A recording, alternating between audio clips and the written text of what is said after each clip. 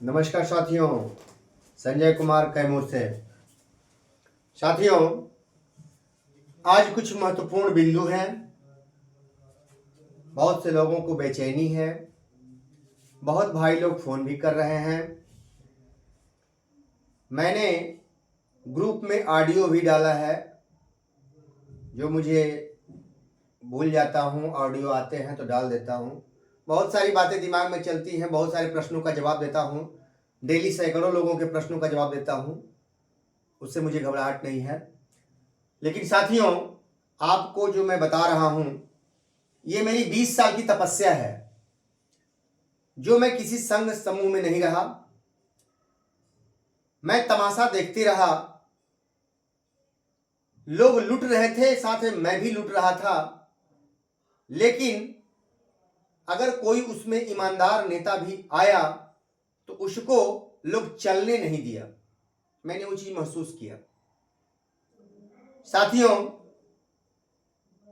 मैं जब ये हाई कोर्ट से, न्यायालय से जीतने के बाद जब मैं समझा कि अब वक्त आ गया है लोगों को जगाने का, मुझे स्कूल में पढ़ाने का 20 साल का अनुभव है, तो अब ब्लैक बोर्ड पर अपने भाइयों के बीच ज्ञान को साझा करने का वक्त आ गया है। भाई हमको ज्ञान देंगे, हम उनको ज्ञान देंगे, क्योंकि इसी ज्ञान के आदान प्रदान में हमारी जो भूली हुई चीजें हैं वो याद आ जाएंगी। जो हम नियमावली को छूते नहीं थे, जानते नहीं हैं, आज हमारे तमाम भाई हमसे बात कर रहे हैं, वो बहुत सारे नियम जान चुके हैं, बहुत सारे कानून जान चुके हैं। मुझे इस बात की खुशी है। साथियों, मुझे तलाश थी, क्योंकि मैं अकेला बहुत कुछ नहीं कर पाता, लेकिन मैं हीरे की तलाश कर रहा था, हीरे की। और उस हीरे की तलाश में मुझे कई जिलों में कई हीरे मिल चुके हैं। कई जिलों में मुझे कई हीरे मिल गए हैं, जिनकी मैं वर्षों से तलाश कर रहा था। और वो हीरे करामात भी दिखा रहे हैं। वो करामात जिससे जो स्वार्थ से हमारे शिक्षक भाइयों को त्रस्त किए हुए थे, अपनी नेतागिरी चमकाने के लिए हमारे शिक्षक भाइयों का शोषण करते थे, आज एक बुलंद आवाज उठ रही है। बिहार राज्य शिक्षक, ये बुलंद आवाज है मेरे साथी, बुलंद आवाज। मैं साथियों बता देना चाहता हूं, हमने एक हीरा खोजा, वो हीरा राकेश सांडिली जी छपरा। मेरी तलाश थी, उस हीरे में पहली कड़ी मुझे मिले। लेकिन ये साथियों शिक्षक नहीं है, लेक्चरर हैं, और 4 घंटे 6 घंटे समय देते हैं नियोजित शिक्षक भाइयों के लिए, बेहद ईमानदारी से। आप लोगों को जितनी परिश्रम करके कानूनी किताबें पढ़ करके वो जानकारी साझा करते हैं, उनके दिमाग में सारी चीज थोड़ी कंप्यूटर थोड़े होंगे भरे हुए हैं। उसके लिए वो सर्च करते हैं, गूगल पर जाते हैं, घर में किताबें रखे हुए हैं, वो पढ़ते हैं, और उनका जुड़ाव एक अच्छे परिवार से है, क्योंकि वो शिक्षक के ही पुत्र हैं। 2007 में इनके पिताजी रिटायर किए, राकेश सांडिली जी के। राकेश जी के पिताजी 2007 में रिटायर किए हैं बंधुओं, और वो शिक्षक के दर्द से वाकिफ है, क्योंकि उनके पिताजी ने उनको बताया, ज्ञान दिया। मैं तो एक किसान का बेटा हूं, लेकिन मेरी शिक्षा दीक्षा शिक्षक के ही अंदर हुई है। तो राकेश सांडिली जी ने आज जितना आप लोगों को दिया है, हमारे भाइयों का, पूरे बिहार के नियोजित शिक्षकों का जो साथ दिया उन्होंने, क्या हम इनके शुक्रगुजार नहीं हैं? क्या आप उनको धन्यवाद नहीं दे सकते हैं? उनको धन्यवाद दीजिए कि आज इतनी चीजें लोगों के सामने लाकर रख दिए हैं कि आज एक एक नियोजित भाई जाग गए हैं।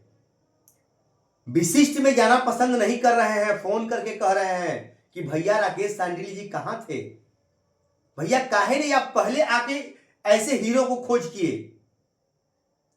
मुजफ्फरपुर में भी मैंने हीरे की खोज की है, मधुबनी में हीरे की खोज की, सारे जगह, लेकिन हर नाम को नहीं मैं खोलना चाहता हूं, क्योंकि हर जिले के उन नामों को मैं ओपन कर दूंगा तो अभी दिक्कत होगी। बंधुओं, इस ग्रुप के ऊपर परछाई की तरह, जैसे रामचंद्र जी के जब वो युद्ध लड़ रहे थे रावण से, तो रावण के कई खुफिया उनके शिविर में आते थे पता करने के लिए कि कमजोरी क्या है, तो वैसे ही कई खुफिया लगे हुए हैं इस हमारे बिहार राज्य नियोजित शिक्षक में आकर, और खोज रहे हैं कि कोई कमी तो पकड़ा है। अरे भैया मैं तो खुद ही फकीर हूं, मेरे बारे में क्या पता लगाओगे मेरे भाई। मैंने तो कह दिया है कि मैं आप साथियों से कह देना चाहता हूं कि मैं बिहार राज्य नियोजित शिक्षक, ये जो समूह है, कभी संघ नहीं बनने दूंगा, इसका कोई नेता नहीं होगा, और इस ग्रुप में कोई चंदा नहीं लिया जाएगा कि भैया समूह चलाना है, चंदा दे दीजिए और चंदा इकट्ठा करके और गाड़ी और बंगले खरीद लिया जाए, वैसा नहीं होने दूंगा मैं। जैसा कि तमाम जिलों से मेरे आम शिक्षक भाई कहते हैं, भैया हम लोग बहुत चंदा दिए हैं संघ के नाम पर, मैं सुनता हूं, बहुत परिश्रम से लोग कमाते हैं, अपनी गाड़ी कमाई दिए हैं, तब आज बोल रहे हैं लोग। तो साथियों, मैंने कहा कि आप एकदम निश्चिंत रहिए, मैं इस ग्रुप को जो कहा हूं कि शिवाजी का गुरिल्ला ग्रुप है, ये शिवाजी का गुरिल्ला ग्रुप, इसको बना के छोड़ूंगा, और ये ग्रुप जहां जाएगा तो बेतिया जैसे डीओ नहीं, उनकी रूह कांपेगी इस गुरिल्ला समूह से। जहां ये हर जिले में होगा और ऑफिस में जब जाएगा तो किसी का मजाल नहीं होगा कि 1 रुपया गलत ले ले। मैं इस समूह को वैसा बनाना चाहता हूं। आज बेईमानों की भरमार है, आपको खोजना होगा तो ईमानदार दिया लेकर खोजना होगा। पैसे लेने के लिए लोग तैयार हैं, गलत पैसे हर जगह चल रहा है, छुपा नहीं है किसी से, इस बयान को कोई काट नहीं सकता है। मेरे साथियों, मैं कहना चाहता हूं कि कम से कम एक तो ऐसा जगह हम लोग एक समूह तो निर्माण करें जिस पर लोग भरोसा करें, और जिसके जैसे हम पीपल की छांव में शीतलता लेकर आराम करते हैं गर्मी के धूप में, उसी तरह से इसमें ईमानदार लोग आकर इस ग्रुप में आराम तो करें, सुकून तो महसूस करें। ऐसा भी ग्रुप मेरे भाई रखिए। तो वही मैं इस ग्रुप को आकार दिया हूं। चंदा धंधा ये सब बंद, ऐसा नहीं चलेगा, और आपको फिर भी लुटाना है तो लुटाइए, शौक से लुटाइए, उसके लिए मैं रोक नहीं सकता हूं।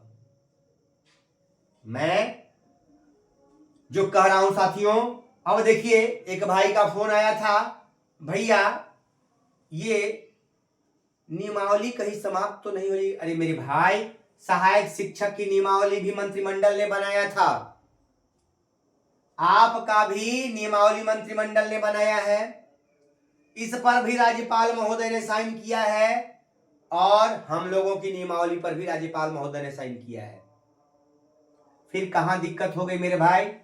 कहीं दिक्कत नहीं है, इस नियमावली पर कुछ नहीं होने वाला है। एक मेरे भाई फोन किए, किसी जिले से, नाम नहीं पकड़ूंगा, अब्सेंटी लेकर गए, तो वहां के जो अब्सेंटी लेने वाले भाई थे वो बोले किसका है, विशिष्ट का है कि नियोजित का? बोले भैया मैं नियोजित का। अच्छा नियोजित का। अरे अभी तक आप परीक्षा दिए कि नहीं दिए? तो नहीं सर। क्यों नहीं दिए? आप दीजिए, नहीं तो भविष्य में आप लोगों को दिक्कत हो जाएगा। देखिए क्या ऑफिस में, सोचिए हड़काने का काम, आप लोगों को दिक्कत हो जाएगा।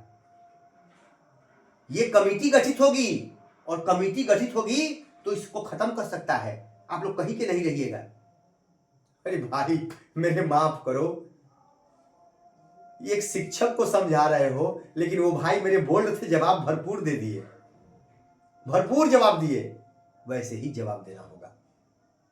कहे मेरे भाई मैं तो सोच लिया हूं, आप हमको फायदे तो गिना दो, हमको क्यों हड़का रहे हो कि नियमावली खत्म कर देगा? क्या सहायक शिक्षक की नियमावली खत्म हो गई? वो कम बचे हैं, क्या उनको वेतन नहीं मिलता है? इसलिए इनको खत्म किया गया कि इनके पास इनको पैसा अधिक देना पड़ता है। तो आज विशिष्ट नियोजित की नियमावली इसलिए खत्म की जा रही है क्योंकि इनको पैसा देना अधिक पड़ता है, भविष्य में और अधिक देना पड़ेगा इसमें रहेंगे तो, इसलिए इसको खत्म किया जा रहा है। जब भी किसी चीज को खत्म किया जा रहा है तो समझिए सरकार को उससे फायदा, अधिकतर चीजों में होता है कि फायदा रहता है, तभी सरकार उसको खत्म करती है। समझ लीजिए इस बात को। मैंने एक दिन प्रमाण दिया था कि आज तो हमारी सरकार पूरे विश्व में मशहूर हो गई है कि आधा पुल अभी तैयार हुआ है तब तक पीछे से ढहने भी लगता है। ये सच्चाई है, मैं कोई गलत नहीं, तमाम पेपरों में न्यूज चैनल पे चलता है, ऐसा मैं गलत नहीं कुछ बोल रहा हूं कि भैया मेरे ऊपर कार्रवाई हो जाएगी, मैं पेपर की बात बोल रहा हूं। तो जब वो पुलिया ध्वस्त हो जा रहा है तो ये बनाई गई विशिष्ट नियमावली, विशिष्ट शिक्षक जो बिना पिलर के नकली सीमेंट मसाला उसमें लगा हुआ है, तो कैसे ध्वस्त नहीं होगा मेरे भाई? ध्वस्त होगा। और पहली ध्वस्त हो गया कि आपको वेतन 25,000 पे फिक्सेशन होने को चला गया। अभी तत्काल वही मिलेगा, भविष्य में मिलेगा। भविष्य की बात छोड़िए, 1.5 महीना तक मैं पूछ रहा हूं, 1.5 महीना तक सरकार क्यों सोई थी? 1 से 7 जनवरी तक जब उनका योगदान हो गया, 20 फरवरी 25 फरवरी आज हो गया, क्या कर रही थी सरकार? क्यों नहीं बनाई? तो भैया एक साजिश था कि इनका समय बीतने दो, सब लोग बेचैन हो जाएगा पैसा के लिए, सब लोग बेचैन हो जाएगा। और जब पैसा के लिए बेचैन होगा तो उसी समय कहेंगे अरे जल्दी इनका वेतन दो, वो वेतनवा बनाने में 6 महीना लग जाएगा। जब उसमें वेतन जोड़ेंगे ना, जब 31,340 पर 30,420 पर जोड़ेंगे तो 6 महीना लगेगा। आई वेतनवा झट से बन जाएगा क्योंकि ये कंप्यूटर में अलग सॉफ्टवेयर डाल दिया जाएगा। ठीक है, क्या चालाकी है। तो भाइयों मेरे, इसलिए ये कहा गया ताकि जल्दी से आप लोगों को 25,000 पे फिक्स किया जाए, ताकि कल न्यायालय में आप लड़ने के लायक ना बचे। नई ज्वाइनिंग बेसिक वेतन, नई ज्वाइनिंग बेसिक वेतन होना जरूरी है नई ज्वाइनिंग पर, तभी आपकी नई ज्वाइनिंग कहलाएगी। तो वो बेसिक वेतन आप पा गए। बात को समझिएगा मेरे गौर से, बेसिक वेतन तो आपको मिल गया। अब दूसरी चीज हुई, जब बेसिक वेतन पा गए तो उसके बाद फिक्सेशन होगा, तो वही खेला होबे। आगे क्या खेला होबे? अब जब बीपीएससी से भाई लोग परीक्षा दे के आए तो उनका 30 से 25 हो गया, तो आपका क्यों नहीं हो सकता है? आप क्या बीपीएससी वाले नकली परीक्षा दे के आए हैं?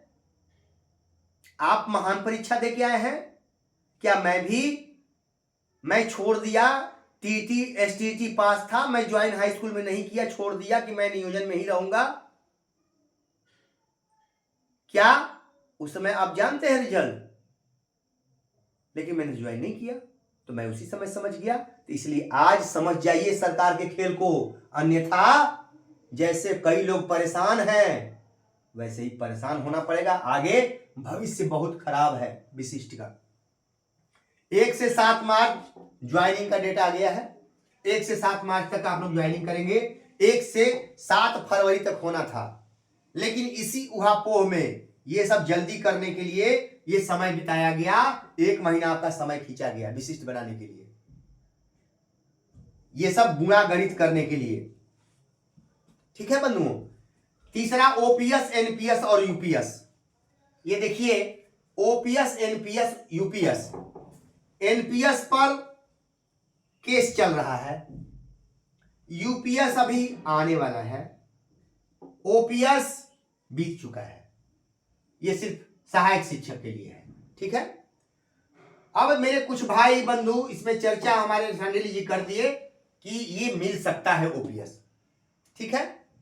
तो भाई मेरे ये जान लीजिए, सांडिल्य जी बहुत विद्वान आदमी है, आप उनको समझ नहीं पाइएगा, और अगर उनको सम्मान देते रहे तो एक दिन हम लोग सब कुछ हासिल कर लेंगे। एक योद्धा है वो, और ऐसा मिसाइल, और जैसे हमारे पूर्व राष्ट्रपति मिसाइल मैन थे एपीजे अब्दुल कलाम जी, वैसे ही मिसाइल मैन है वो तैयार कर रहे हैं मिसाइल, नियोजितों के लिए मिसाइल तैयार कर रहे हैं, और मैं उनका भरपूर साथ दे रहा हूं। और 38 जिला से जो मेरे 38 महारथी, उसमें 38 ही नहीं 300 महारथी हो चुके हैं, जो 38 जिला से हौसला दे रहे हैं, भैया हम साथ हैं, और वो दिमाग देते हैं, अपना समय देते हैं। सांडिल्य जी और हम 10-10 घंटे समय देते हैं। अरे भैया मेरा भी परिवार है, सांडिल्य जी का भी परिवार है, आप लोगों को बहुत काम है। आप लोग कहते हैं समय नहीं मिलता है, हम लोगों के पास क्या फालतू समय है? ऐसा नहीं है। हम लोगों के दिमाग में आ चुका है कि दर्द जो हमने सहा है, आने वाली पीढ़ी वो दर्द न सहे। कम से कम कुछ तो ऐसा करें कि हम इस पीढ़ी पर, आने वाली शिक्षक पीढ़ी नाच करे, वैसा भी कुछ काम कर दें हम लोग। क्योंकि पूर्व के इन भाइयों ने वैसा, सहायक शिक्षक भाइयों ने वैसा काम नहीं किया। अगर ये लड़े होते तो आज 9300 का वेतनमान समाप्त नहीं हुआ होता। लेकिन क्या कीजिएगा, वो लोग सोच रहे थे कि हम लोग को तो मिल ही रहा है, इन लोग को जाने दीजिए, अपना लड़ेगा ना। लेकिन ऐसा मत सोचिए मेरे भाई, आने वाली पीढ़ी नाच करे, ऐसा काम कीजिए। तो वही तो मैंने बीड़ा उठाया है, आप घबराइए नहीं, हम लोग विजयी होंगे। तो 3-5 वाले को एनपीएस का लाभ, ओपीएस का लाभ भविष्य में मिल सकता है। लेकिन अभी एकदम चुप रहिए, इसकी चर्चा अभी मत कीजिए। अभी हमको पहले एनपीएस पे केस चल रहा, उसको लेना है। दूसरी बात, हमको सबसे महत्वपूर्ण चीज है, हम वकील साहब के यहाँ मटेरियल भेज दिए हैं रनिंग स्केल के लिए, उस पर चर्चा हमारी चल रही है, और हम लोग रनिंग स्केल पा कर रहेंगे, पूरा उम्मीद है। हमारी चर्चा चल रही है, बात हो जाए वकील साहब से तब खुलासा करूंगा, अभी खुलासा नहीं करूंगा, क्योंकि बहुत सारी रणनीति के साथ लड़ाई लड़नी पड़ती है, बहुत सारी चीजें हम लोग नहीं खोल सकते हैं इस चैनल पर। धैर्य रखिए थोड़ा सा, नियोजित को लाभ ही लाभ होगा मेरे भाई, आप लोगों को कोई कमी नहीं होगी। नियोजित कभी गड्ढे में नहीं गिरेगा, इतना विश्वास रखिए इस भाई पर। राकेश सांडिल्य जी आपके भाई है, संजय कुमार आपका बड़ा भाई मानिएगा तो बड़ा भाई, और छोटा भाई मानिएगा तो छोटा भाई। जिनके छोटे भाई होंगे छोटे भाई मानिए, जिनके बड़े भाई होंगे बड़े भाई मानिए। राकेश सांडिल्य जी मेरे बड़े भाई हुए, क्योंकि वो कर्मठ और ईमानदार हैं, उनकी मैं इज्जत करता हूं, और आप लोग भी इज्जत कीजिए, क्योंकि वो इसमें नहीं रहते हुए भी इतना समय देते हैं, इतना प्रयास करते हैं। मैं तो चूंकि 20 साल में आग में जला हूं, ये जले नहीं है, लेकिन मैं आग में जला हूं। तो वो कहते हैं संजय जो आग का सामना आप किए हैं, मुझे गर्व होता है ऐसे लोगों पर, और इसलिए मैं आपकी रणनीति और आपकी मजबूती को देखकर सर मैं आपके साथ आया था, ये राकेश सांडिल्य जी ने बोला था, सोचिए। और तब मेरे साथ आ गए कि नहीं संजय जी आपके साथ मैं रहना पसंद करूंगा, क्योंकि आपका जो मिशन है 1 रुपया किसी का गलत नहीं खाना, लोगों का पैसा बचाना और भ्रष्टाचार से मुक्ति दिलाना, जो कि आज शिक्षक समाज भी उस भ्रष्टाचार से व्यथित है। हर ऑफिस में अड्डा बना हुआ है, और उस अड्डे का कोई और नहीं, शिक्षक ही है, दूसरा कोई नहीं है। वो अड्डा भी वही लोग बनाए हैं। तो थोड़ा धैर्य रखिए और सतर्क रहिए, हम लोग भी सतर्क हैं, और कल हम लोग विजयी होंगे। साथियों यही सब बातें थी, फिर आगे आएंगे। नमस्कार।